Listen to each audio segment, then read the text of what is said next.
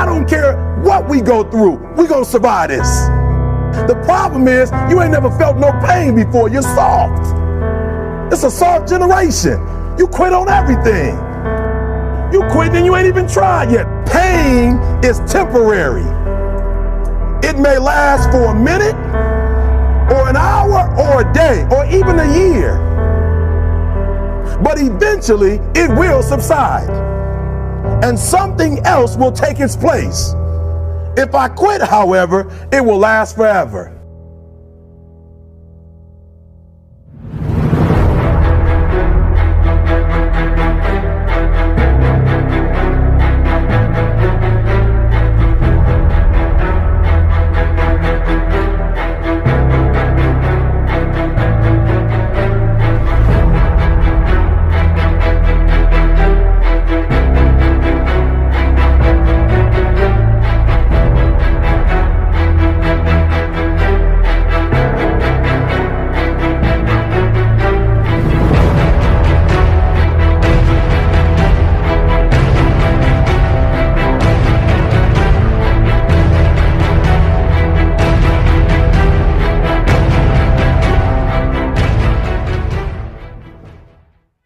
What is up, YouTube? Live via satellite here, and today we are talking Kingdom, manga chapter 592.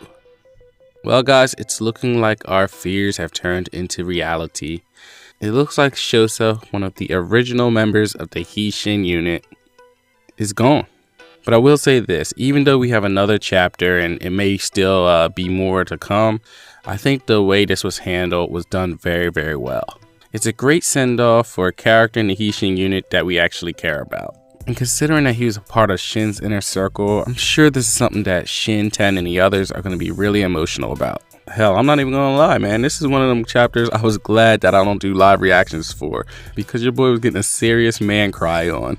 But hey, you know what? Let's not go burying Shosa just yet. I mean, nothing's definitive here. He may have just passed out. I mean, how many spear wounds do we really see anyway? Like 3? That's nothing. He can easily bounce back from that. I've seen people bounce back from much, much worse.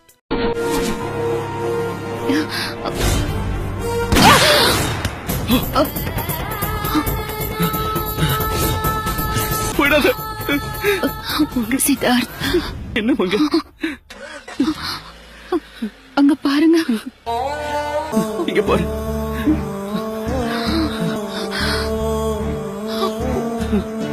Alright guys, so from the very beginning this chapter had an ominous feel to it, because you know when horror gives a cover page to a character who has a death flag, it usually means it's all but over. And with a title like A Place to Die, to me it all but confirmed what we were in store for this week.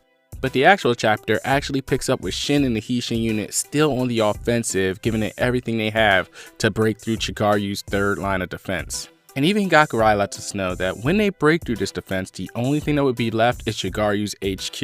And I'm not gonna lie guys, here seeing Gakurai get impaled with all those arrows but still trying to move forward, I actually kind of started to fear for his life as well. And to be honest, I don't know if we're quite out of the woods just yet with that. Then we find ourselves moving over to En's position. And as we see that he's wrapping up another save, we get a lot of key information here. We see that even though Shin and all the cavalry are making great progress forward, it's stretching the entire Shin unit very thin, to the point that their whole center is in danger of collapsing if they're not careful. And at that point, the Shin unit's HQ would be in serious danger. And we find out in order to avoid that from happening, En and Shosa must both be very selective in what units they attempt to save. So En decides to meet up with Shosa so they can formulate more of a game plan.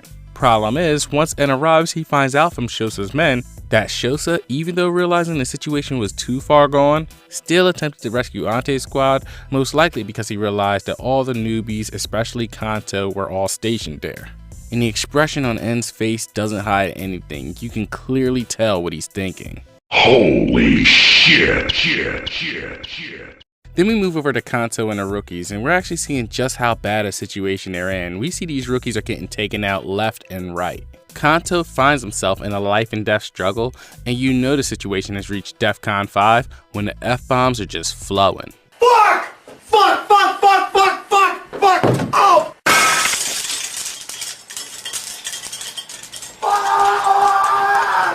And we see the situation gets even more dire as Kanto gets stabbed in the back and Heirai and the other rookies aren't doing too much better. And I have to say, man, this next part cracked me up. Even though it was supposed to be serious, like as Kanto's getting up trying to grab his spear, like one of the Zao soldiers stops him and grabs it. And instead of just killing Kanto, as he has the sword to his neck, he literally stops to say what I think most Kingdom fans have been thinking ever since we were introduced to Kanto, saying to him that you have a real funny looking head, don't ya?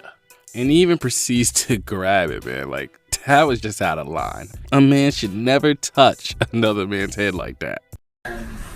Michael Jordan. What is that? Holy shit. What kind of rudeness is that? You are very rude. Very, very rude.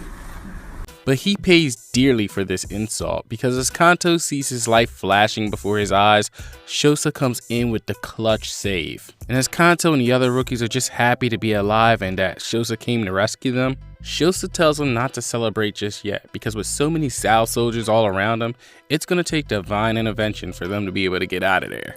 And in the next few panels, we get to see exactly what Shigaryu was talking about in chapter 590, when he said that all of his platoons were well versed in both tactics and strategy, because as we see Shosa and the rookies trying to escape, we see them being constantly blocked off and surrounded. Kanto can't even understand how they managed to get surrounded this badly. And as they're trying to force their way through, Shosa realizes the way they've been surrounded shows the type of skill that Shigaryu's men have. And as he's trying to figure out where to escape to, we suddenly see a Zao soldier stabbing Shosa in the back. But after the initial shot, Kanto does something right and actually takes out the scumbag who stabbed Shosa. But with Shosa down on the ground, everyone's concerned for his well-being, but he gets up knowing that everyone's counting on him, saying that he's fine, even going as far as to refuse help. But as more Zao troops start coming, Kanto begins to think to himself that this is impossible and there's no way they're going to make it out of this alive. And he really doesn't feel bad about him and the other new guys dying, but what's really rubbing him the wrong way is that Shosa and the other vets who have been helping them non-stop are going to die with them, and that the Hishin unit as a whole is going to wind up losing its infantry deputy commander. In essence, all because of them, and Kanto makes up in his mind that he cannot allow that to happen. And with that, Kanto tells Shosa to get behind him and the other rookies, and that they'll use their lives to open up an exit for him and the other vets. Basically saying it's the least they can do for causing them so much trouble this entire campaign. And as all the other rookies chime in agreement, they find themselves in pure shock when Shosa tells them that if they're gonna say shit like that, then they shouldn't have joined the Hishin unit in the first place.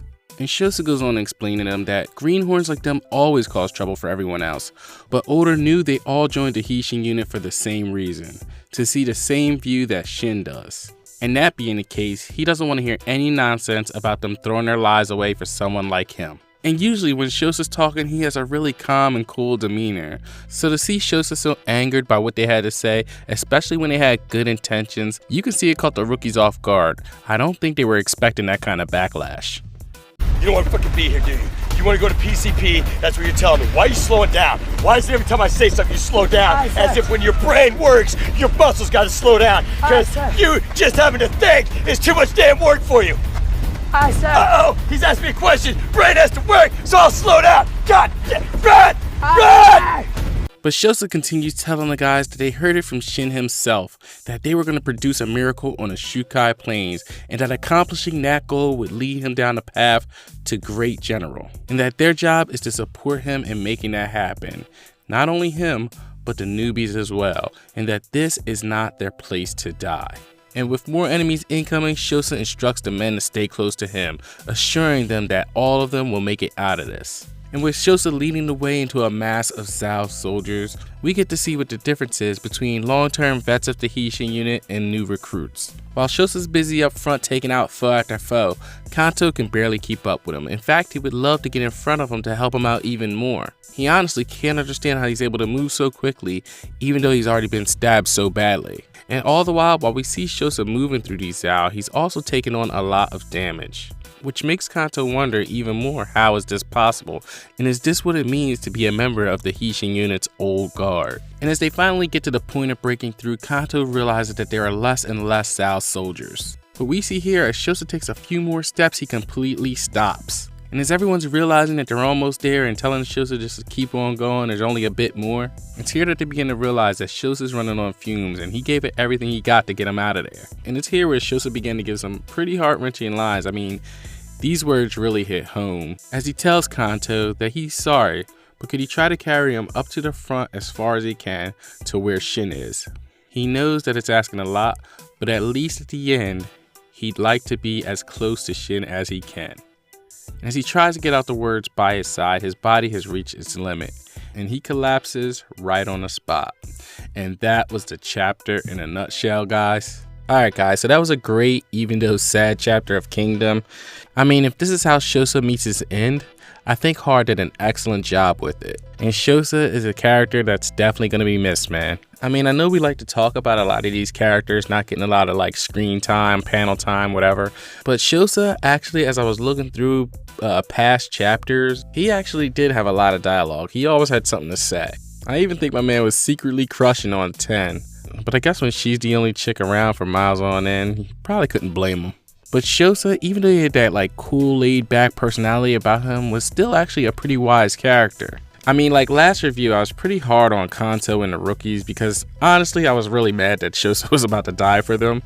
But when I looked at chapter 510, mainly because I was looking back through most of Kingdom for like Shosa stuff, I was reminded of what Shosa said to the rookies about Sugen, who we all see as like one of the best fighters in the Hisshin unit, and seeing when he was in his first battle that not only did he piss himself, but he didn't even get a single kill. Basically, he was useless. And the fact that the rookies have been able to hold up, even though we also heard from Shosa that this was the strongest army the Hisshin unit's ever gone up against, says a lot about their potential. And I feel like Shosa almost did this for a reason. Like, he knew what these guys would one day amount to, and he knew that they would help Shin get to where he's trying to get to. So in a way, him sacrificing his life is kind of like still benefiting the Hisshin unit. Not right now in this very moment, but in a not too distant future, it's going to pay dividends. And I don't want to really look at it like he's just saving Kanto, because Heirai and the Pig Brothers are definitely getting a lot of focus as well. And yeah, Pig Brothers is definitely a thing, because not only does Kanto call them that, but even the enemy was somehow hip to their nickname.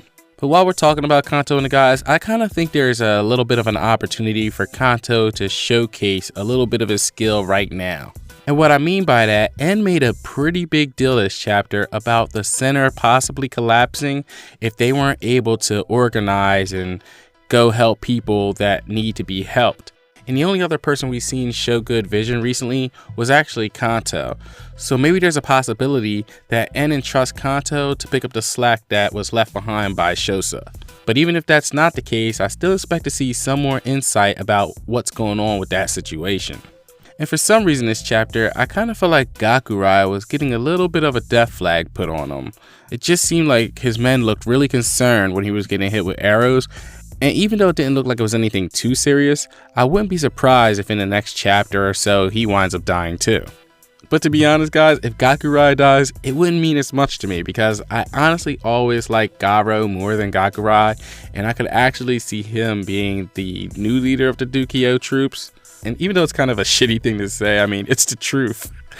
I'm not wishing death on him or anything, but you know, if it happens, But yeah, that's all I really wanted to talk about this chapter. So now let's move on to the comment of the week. And this week's comment goes out to Ramel Siri, and what he has to say was, "The OG can only be killed by a general. I want him to have an honorable death." And you know what, man? I totally agree. And it sucks that he was taken out this chapter by just some random fodder. But you know what? What's actually funny about this is Shosa actually predicted his own death over 400 chapters ago, in chapter 174 entitled 300 Man Commander. And what advice do we see him here giving Bihei? If you obsess over stuff you can't do anything about, then you might get done in by some random smuck. And of course, what happened with Shosa? Obsessed over the rookies, we see Shosa go into a situation that he was told not to go into, knowing that nothing could be done. And what happens? Some random schmuck winds up taking him out. But anyway guys, that about does it for this week's review. Let me know what you guys thought of the chapter in the comments section below. Please leave a like if you enjoyed the video, and feel free to share, comment, and subscribe. Peace out.